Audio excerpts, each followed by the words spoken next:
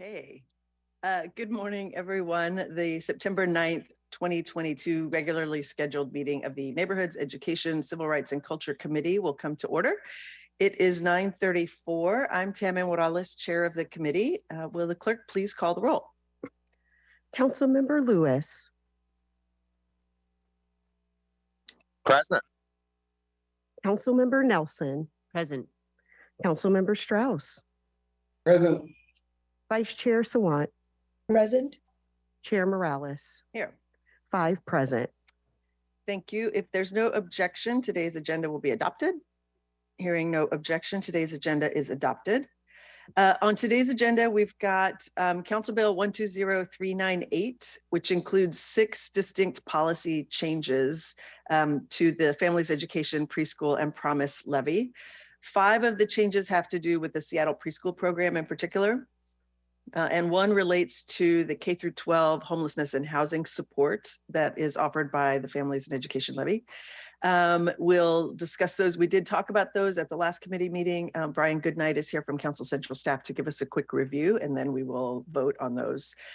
And then we also have several appointments, including 1 appointment to the Disability Commission, 1 to the Landmarks Preservation Board, and 5 to the Pioneer Square Preservation Board. So we will discuss those as well. But before we continue, I do want to welcome 11th grade students who are here from the downtown school. We've got a full crowd here, so thank you for being here and thank you for your interest in learning more about our legislative process. Okay, at this time, we will open the in-person and remote general public comment period. I ask that everyone please be patient as we operate this hybrid system. It does remain the strong intent of the City Council to have public comment at our regularly scheduled meetings, but we do reserve the right to modify these public comment periods at any point if we deem that the system is being abused or is unsuitable for allowing our meetings to be conducted efficiently. I will moderate the public comment period in the following manner. We will have up to 20 minutes. I don't think we have that many commenters signed up, but we will see what we've got. And I'll start with the speakers who are here in chambers, then call on speakers who are online. If you are online, once I call your name, we will unmute the microphone and an automatic prompt of "you have been unmuted" will be your cue to begin. You do need to press *6 in order to begin. We ask that you begin by stating your name and the item you're addressing, and you will hear a chime of 10 seconds. When you have 10 seconds left, once you hear the chime, we ask that you begin to wrap up your public comment. If you do not end your comment by the end of the allotted time, speaker's microphone will be muted to allow us to call on the next speaker. So the regular public comment period is now open. Do we have speakers signed up here in chambers? Yes, we have 1 speaker in chambers, Chair Morales, Marguerite Richards. Ms. Richard, please go ahead. Richard.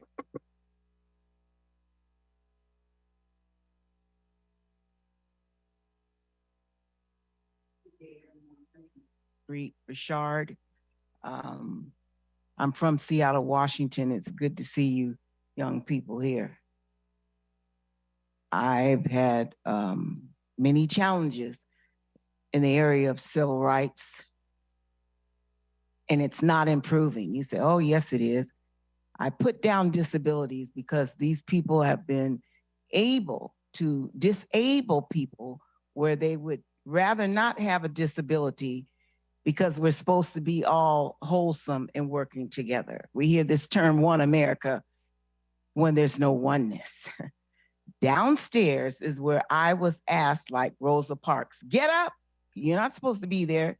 There's no signs designating that we're not supposed to sit there outside of the elevator. A guard, foreigner approached me along with Honorable Michael B. Fuller. I haven't heard anything about, is that justice? Huh? And you can see the fact that I'm the only one signed up. Well, the pandemic might have contributed to that. Is that right, Ms. Morales? But it's not over yet. So I call for all you other speakers in here, speak up. Our free speech is being so ripped apart and whatnot. Did you hear all those rules that you heard before I got up here when we're supposed to be able to use our own mind and our own thought process so we won't be disabled. Because I seen that aging and disability discriminate against indigenous Black people, and it continues. And this is 2022. That's why I keep coming. I heard another speaker said, well, I'm not feeling too good these days. I used to be real active, but not so anymore. Pray for me. Thank you. Any other commenters in chambers? We have no other commenters in chambers. Okay, in that case, I see one person signed up online. Chris Woodward, please press *6 and begin your speaking.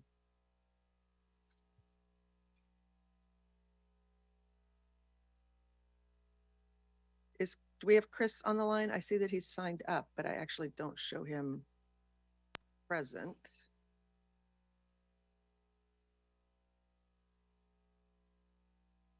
Chris Woodward, if you're on, press *6.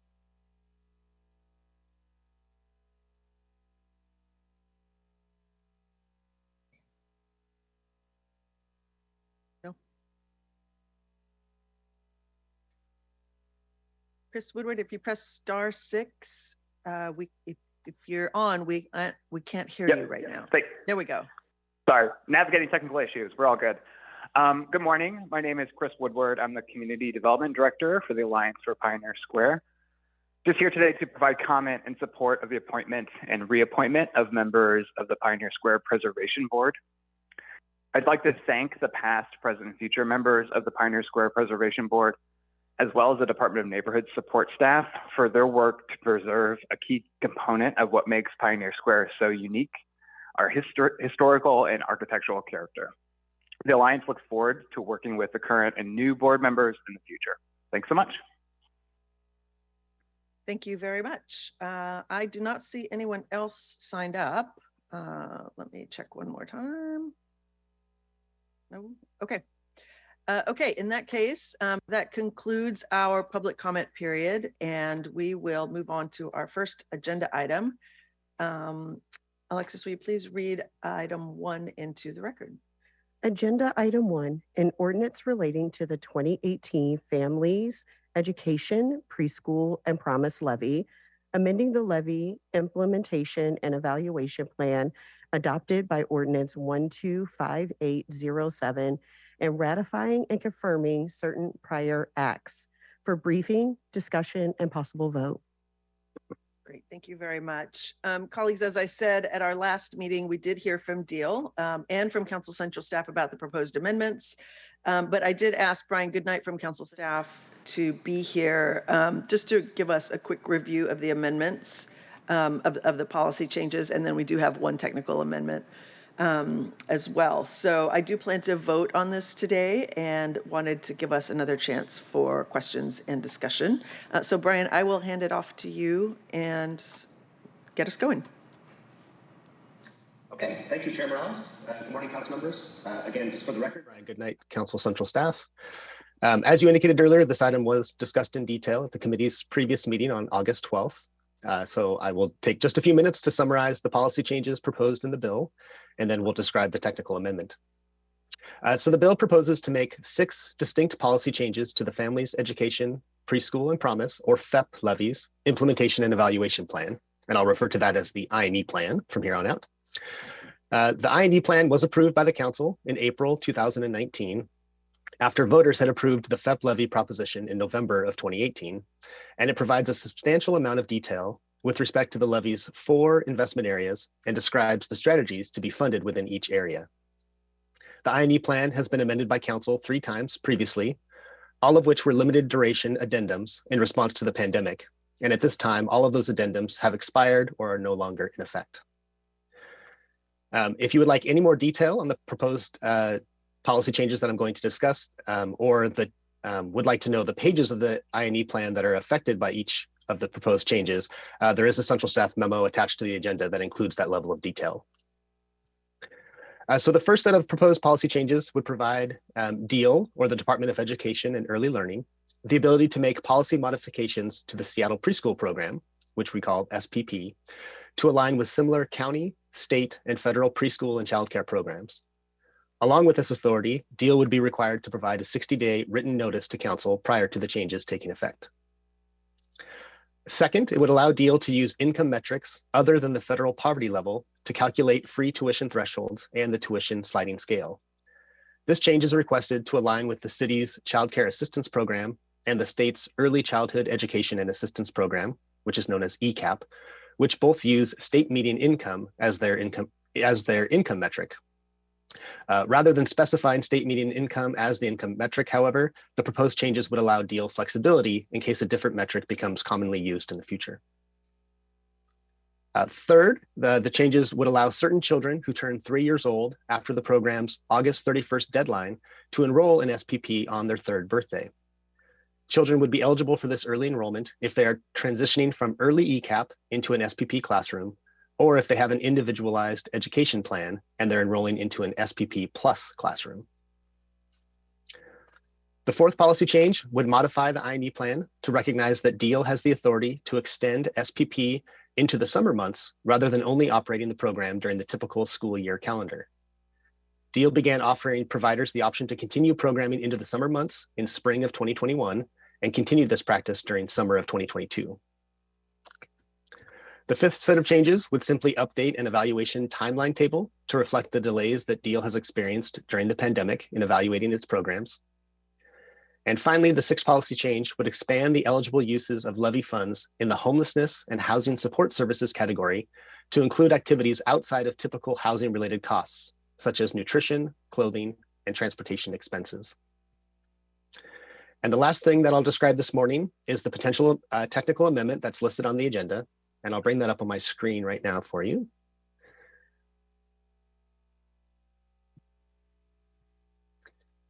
So the amendment is listed as Amendment 1, Version 1, and is sponsored by Councilmember Morales. The amendment would simply correct oversights in the initial drafting of the bill, and the changes in the amendment are consistent with the intent of the policy changes that I just described. Specifically, the amendment would make 2 small changes on page 35 of the I&E plan to reference the ability of DEAL to use an income metric other than the federal poverty level, and it would strike 1 sentence on page 47 that refers to SPP as only being offered during the school year. If the committee finds the proposed changes in the bill to be acceptable, I would recommend adoption of this amendment as well to keep the plan consistent internally. And I'm happy to answer any questions that you all might have. Great, thanks very much, Brian.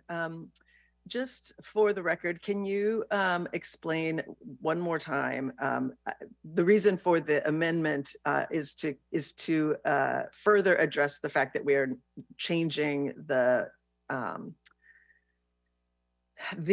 federal poverty. We're going more in alignment with the changes that are made at the state level for who is eligible to participate. So can you talk just a little bit more about why that change is needed?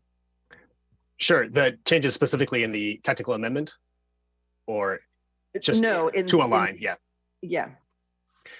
Well, so simply the I&E plan is, as I mentioned earlier, is very specific in terms of what DEAL is eligible to do. And so when the plan was crafted back in early 2019, it was very specific about the federal poverty level being the income metric. So the Seattle Preschool program, anyone at the time who was 350% of poverty level or below has free tuition in the program. And then there's a sliding scale. So as a family's income increases, their contribution to tuition increases as well. Since that was adopted, both the state's Early Childhood Education and Assistance Program and the city's Child Care Assistance Program, which we call CCAP, have switched their income metrics. So instead of relying on federal poverty level, they've switched over to state median income, which is supposed to be a better indicator. So the changes to switch to state median income actually, DEAL has tried to align them very closely. So the same types of families are receiving the same types of services and will pay the same tuition, but it's simply switching the metric. So this allows them to have flexibility that if for some reason they chose a different metric in the future, they could switch to that as well without having to come to council. And part of the rationale for the state change is that our cost of living here in Washington state is significantly different from other states. And so if we're going by the federal guideline, that could cause a real imbalance in the students, the kinds of families that are eligible for this service. Is that right? That's correct. Yeah, it's a better indicator for families that are living in our area. Yeah. Okay. Okay, thank you. Colleagues, any questions either about the underlying legislation or the amendment itself? I have one. Councilmember Nelson, yes. Thank you for that synopsis. It's been a while since we heard this first presentation. For the modification to the Seattle Preschool Plan program eligibility, I support this and I do support the underlying legislation. I am curious, allowing a child to enroll shortly after their third birthday. Is there an estimate how many more children will be able to participate based on this change? Yes, there is. So DEAL estimates that over the last 2 years, approximately 10 children would have benefited from these changes. So it's not that many, which is why DEAL thinks it's an equitable change to make, and that the expansion of the program wouldn't impose significant enrollment or financial implications for the program. Got it. Thank you very much. Yep. Any other questions, colleagues? Councilmember Strauss. Thank you, Chair. Just to say, no, I don't have any questions. Mr. Goodnight, your memo was very helpful in understanding what we're voting on today. Thank you. Okay, so in that case, I will move the amendment first. I move to amend Council Bill 120398 as presented on the proposed amendment 1. Second. Thank you. Okay, so as Brian said, the amendment would make 2 additional changes to the FEP plan to include to fully implement the policy changes that have been proposed by the executive, and just to correct some oversights in the drafting. So if there are no other comments or questions, will the clerk please call the roll on the amendment? Councilmember Lewis. Yes. Councilmember Nelson. Aye. Councilmember Strauss. Yes. Vice Chair Sawant. Yes. Chair Morales. Yes. 5 in favor, none opposed. Thank you. The motion carries and the council bill is amended. Any other comments or remarks on the final bill then? Okay. Well, then I move the committee recommend the city council pass Council Bill 120398 as amended. Is there a second? Second. Second. Okay, it's been moved and seconded. Will the clerk please call the roll on the council bill as amended? Councilmember Lewis. Yes. Councilmember Nelson. Aye. Councilmember Strauss. Yes.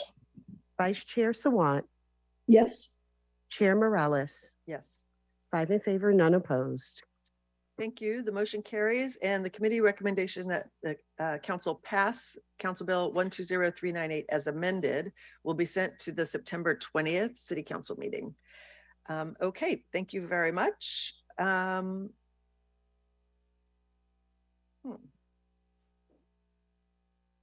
We just voted on the bill, right? Okay, it's in my script again, so I just got myself confused. Sorry about that.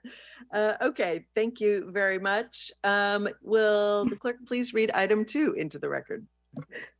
Agenda item 2, appointment 02340, the appointment of Silas T. James as member of Seattle Disability Commission for a term to April 30th, 2024. Great, thank you very much.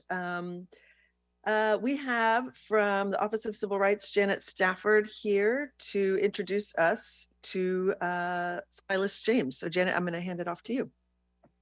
Yeah, thank you for the introduction. Yes, my name is Janet Stafford. I work in the Seattle Office for Civil Rights, and we support the Seattle Disability Commission. Just a little bit around their work. They have held Jubilee events every year highlighting the work of folks in the community.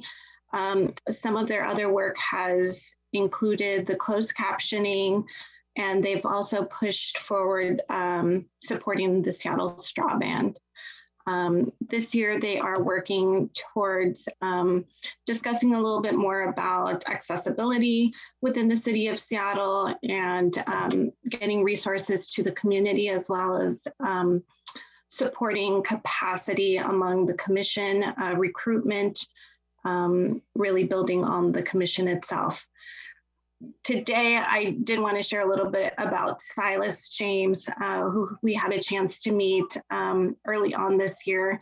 He has been an active contributor since, I would say, since April of this year, and has been calling for action to increase accessibility housing, improving resources, and specifically looking into public transportation for the Disability Commission, as well as the disability community. Silas is joining us today, so I do want to pass it on to him to share some words. Great, thank you. Yes, Silas, welcome. Thank you for being here. Please go ahead. Thank you. Can you hear me okay? I've had... Yes. Okay, great. Just always want to check. Thank you, Janet. Thank you to the entire City Council for this opportunity. I'm pleased to be here. As Janet mentioned, I've been attending Seattle Disability Commission meetings. But I want to tell you a little bit more about myself. I graduated from the University of Washington Evans School of Public Affairs with a master's in public administration. I work at the University of Washington in disability research and education. I have a long history of disability and civil rights advocacy in the fields of healthcare and public benefits. If appointed to the Seattle Disability Commission, I will continue my advocacy work and education to maintain and expand the resources and practices that allow people with disabilities to live, work, and get around Seattle. That's essentially all I wanted to say. Thank you for this opportunity. Thank you so much. And thank you for your willingness to serve. These boards and commissions are really important to the city. It's important for us to hear directly from people who are impacted by some of the decisions that we make and the infrastructure, the needs, the services that we have in the city. So really appreciate your willingness to serve. Councilmember Nelson. Welcome, and thank you very much for your willingness to serve. I was reading your confirmation packet, and it says Silas would like to contribute to compiling a dynamic directory of the resources available to people experiencing disability in the Seattle area. There are quite a few resources that people in circumstances of low income or chronic disability can benefit from. And I love this. I love this idea. I like this effort because I feel like government could do a better job of letting our public know what is available. And government could also use the help of people like you. So thank you very, very much for, if this effort comes to fruition, that would be a great asset to the city. And thank you very much for bringing that and all your other experience to the table. Thank you. Thank you. Other colleagues, questions or comments for Silas? Okay, very good. Well, thank you for being here. Thank you, Janet. I am going to move that the committee recommend confirmation of appointment 02340. Is there a second? Second. Thank you. It's been moved and seconded. Will the clerk please call the roll on the appointment? Councilmember Lewis. Present. I mean, yes. I'm sorry. Yes. Councilmember Nelson. Aye. Councilmember Strauss. Yes. Vice Chair Sawant. Yes. Chair Morales. Yes. 5 in favor, none opposed. Okay, the motion passes, and the committee recommendation that the appointment be confirmed will be sent to the September 20th City Council meeting. Silas, you do not need to be there, but if you would like to, you're certainly welcome to attend. You can also watch it on the Seattle channel. But once these appointments are confirmed in committee, they're typically put on a consent agenda, which we just pass kind of the beginning of the meetings. So thank you very much again for your interest and willingness to serve, and congratulations. Thank you very much. Thanks very much. Okay, Alexis, will you please read item 3 into the record? Agenda item 3, appointment 02341, the appointment of Padraig Slattery as member of the Landmarks Preservation Board for a term to August 14th, 2025 for briefing, discussion, and possible vote. Thank you very much. We have Erin Doherty here from the Department of Neighborhoods to introduce us to Mr. Slattery. So Erin, I'm going to hand it off to you. Thank you. Good morning, everyone. Padraig, I'd ask you if you could turn your camera on. And I will give just a brief introduction. There he is. So the Landmarks Preservation Board is a board of 12 volunteers that have the different types of position. Mr. Slattery is recommended for the finance position, and I'll give just a brief overview. But the Landmarks Preservation Board primarily reviews potential new landmarks through the nomination and designation process, as well as proposed alterations to landmarks. That's the majority of their work.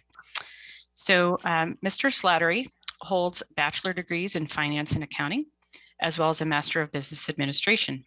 He worked for 10 years in commercial real estate and small business lending before launching his current business in historic building rehabilitation 8 years ago. He is honored by both Historic Seattle and NIAP for his building renovation projects, and his work includes commercial and residential properties, including recent projects centered in workforce and affordable housing. Mr. Slattery is personally invested in saving and repurposing old buildings, and we welcome his passion for history, architecture, and sustainability. Thank you, Erin. Mr. Slattery, would you like to say anything? Can you guys hear me okay? Yes. Yes. Yeah, I think Erin did a pretty good job. If I could add something to that, I would say that historic preservation isn't always about gentrification. It can be and should be about community engagement and seamless integration into the landscape. And that's something that's very valuable to me. And protecting the small business community as these historic renovations typically house those businesses, just because I'm very fearful that the small business community might not be here in 30, 40 years the way it's going. So I'm deeply invested in these projects, and it's what I do. And I want to be the best in the world at what I do. So I'm deeply invested in all these structures, and there's a way that everybody can win with historic preservation. That's all I have to say. Thank you very much. Terrific. Thank you. Well, again, thank you for your willingness to serve. We are having lots of conversations lately about these issues, as you said, whether it's the way our city is changing and growing and the impacts that has on community members, on neighborhoods, on our small business. It's an important area for us to be focusing on, and really appreciate your willingness to serve and to help guide the city on some of the decisions that we're making about these issues. Councilmember Nelson. Thank you very much for your willingness to serve. I appreciated how you presented your background in your presentation packet with the letter and photos of your work, gorgeous renovations. And so congratulations on your awards and your recognition for that work. You have focused a lot on studs out, which is a new term that I learned from reading renovations of mid-century modern buildings. And also you talked a lot about our old historic brick buildings. And so how do we deal with the unreinforced masonry buildings is an ongoing issue here. So just hopefully you can add some advice and bring forward your understanding of finance and in kind of grounding that our future work in some of those challenges. So thanks. Thank you, Councilmember Nelson. Any other questions for Mr. Slattery? Okay. In that case, I am going to move confirmation of the appointment 02341. Is there a second? Second. Thank you. It's been moved and seconded. Will the clerk please call the roll? Councilmember Lewis. Yes. Councilmember Nelson. Aye. Councilmember Strauss. Yes. Vice Chair Sawant. Yes. Chair Morales. Yes. 5 in favor, none opposed. Thank you very much. The motion passes, and the committee recommendation that the appointment be confirmed will be sent to the September 20th committee meeting, full council meeting. Congratulations, Mr. Slattery. We look forward to working with you. Thank you so much. Very much. Thank you for being here, Aaron. Thank you all. See you later. Okay. Alexis, will you please read items 4 through 9 into the record? Agenda items 4 through 9, appointments 2342 through 2347. The appointments to the Pioneer Square Preservation Board for Soyoon Kim, Carl Mueller, Stephen D. Sparks, and Henry Watson to terms to March 1, 2025, and the reappointment of Maureen R. Ingla, I hope I'm saying that right, and Lauren Kush to terms to March 1st, 2025 for briefing, discussion, and possible vote. Great, thank you very much. I believe we have Jenna Nasham here from the Department of Neighborhoods. Yes, I'm here. Oh, okay, there you are. Yes, thank you. Good morning, Jenna. Thank you so much for being here. I'll hand it to you. And I think we have at least some of the appointees here. So I'll let you introduce them once you're done. Please go ahead. Thank you. Hi, I'm Gina Nasham. I'm the staff for the Pioneer Square Preservation Board in the Department of Neighborhoods. The Pioneer Square Preservation Board is a 10-member board who reviews alterations to the exterior of buildings, to the public right-of-ways and other public spaces within the Pioneer Square Preservation District. They also review changes of use. Today I'm excited to bring you a slate of new appointees. Soyoon Kim also goes by Sage. And Sage, if you're able to turn on your camera, that will be great. Sage is nominated for the architect position on the board. She has a master's in historic preservation from Columbia, and she works for Bassetti Architects located within Pioneer Square. And Sage, is there anything else you would like to tell about yourself? Yeah, can you hear me okay? Yes. Hi, everyone. Good morning. Yeah, I'm really happy to be here to have my nomination confirmed. Yeah, when I found this architect position that can serve the preservation board in this Pioneer Square, yeah, I thought it would be such a great opportunity for me to learn about the neighborhood and any social challenges that we could help resolve through design practices, definitely relevant to preservation. With my,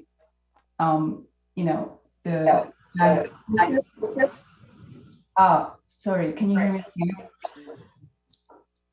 Yes. Stephen, you're off mute. So yeah, and I recently moved back to Seattle, after all my work and study in the East Coast.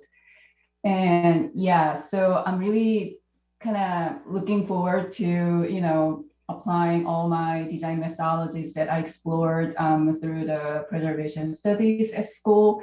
And also, seeing how those practices actually, implemented in reality through the actual projects in the neighborhood. Yep. That's it from me. Thank you. Thank you for time today. Thank you. Well, and I just want to say I appreciate the focus in your application on placemaking and the role of architecture and placemaking and storytelling particularly about neighborhoods, the culture that is represented in the neighborhoods, and the need to make sure that we're preserving that in the work that we do as well. So thank you for that. Maybe we should go through all of these first, and then, sorry, I won't interrupt again. Sure. Please go ahead.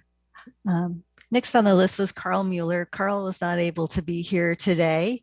Carl's nominated for the retail position on the board. He's the co-owner of Intrigue Chocolate Company, which is located in Pioneer Square. He has also lived in the district for the last 7 years and worked in the district since 2007. He participates in volunteer activities in Pioneer Square and formerly served as the treasurer for the organization Historic South Downtown. And being he's not here today, I'll move on to Stephen Sparks. Stephen Sparks is the program, he is nominated for the Human Services position on the board. He is the program coordinator at the Bread of Life mission in Pioneer Square. He has experience on boards and committees within his spiritual committee, and he values Pioneer Square as a unique place in Seattle. Stephen, is there anything you'd like to add?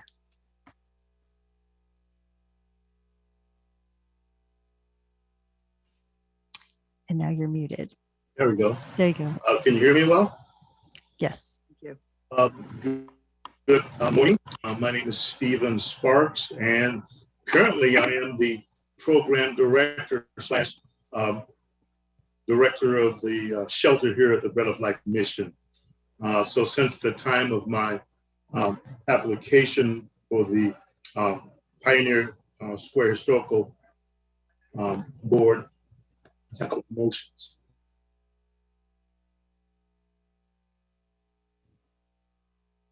Stephen, I think you are breaking up a little bit.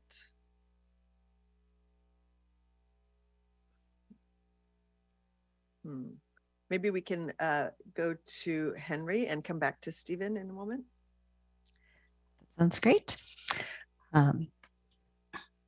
Henry works for Urban Villages, and he is nominated as a property owner position. Urban Villages has 3 buildings on 1 block in Pioneer Square and has been going through major rehabilitation. He also has experience working in Denver.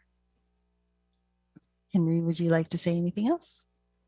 Yeah, just so thrilled to just be appointed to this position. I manage the rail spur project on Pioneer Square, you know, the old FX McRory's building. And I just understand how important, you know, that building and that block is to Seattle. And it's just great to have a seat at the table. I just want to make sure that, I mean, Pioneer Square is in such a, you know, important moment in time right now, just in the neighborhood's history. And it's great to just have a seat at the table. And, you know, I just want to make sure that, you know, things are done right, because it's a neighborhood that means a lot to me and to everyone here. So thanks for having me.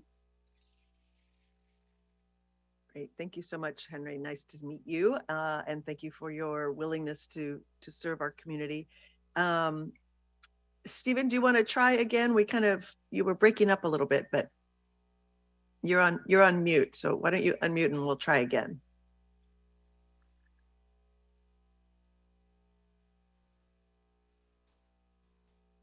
Okay, can you hear me now?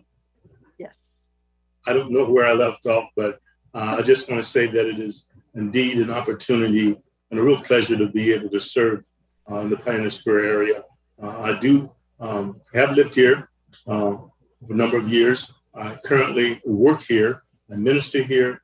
I serve this community to a degree that I think can be a benefit. So I'd like to see it continue to be a historical area. It has a unique face in the city of Seattle, and it's different, and I like it, and I hope to help it stay that way. Thank you. Thank you very much. Well, I just want to say thank you again to the 4 of you, or I guess 3 of you are here right now. You know, the Pioneer Square neighborhood is changing. The city is changing, downtown is changing, and it is going to be really important that we make sure that the small businesses, the neighbors who live there, and the feel and the vibe and the architecture of the neighborhood is preserved, so that we can. I mean, it is the historic core of the city, so making sure that we're able to continue the legacy of the beautiful parts of Pioneer Square, and make sure that we are serving the many people who are now living there and who have very different needs, is going to be really important. So I appreciate all of the work that you're already doing there and the work that you're willing to continue to do. Colleagues, are there questions or comments for any of our appointments? Okay. No, thank you, Chair. Just thank you, everyone, for your volunteer service. Thank you. And then we do have 2 reappointments as well. Is there anything you wanted to comment on about Maureen or Lauren? Okay. Terrific. Well, colleagues, I am going to move that we recommend confirmation of appointments 2342 through 2347. Is there a second? Second. Second. Thank you. It's been moved and seconded. Will the clerk please call the roll? Councilmember Lewis. Yes. Councilmember Nelson. Aye. Councilmember Strauss. Yes. Vice Chair Sawant. Yes. Chair Morales. Yes. 5 in favor, none opposed. Thank you. The motion carries, and the committee recommendation that the appointments be confirmed will be sent to the September 20th City Council meeting. Before we conclude, I do again want to thank the students who are here. I can't count how many of you there are, but maybe 30 students are here.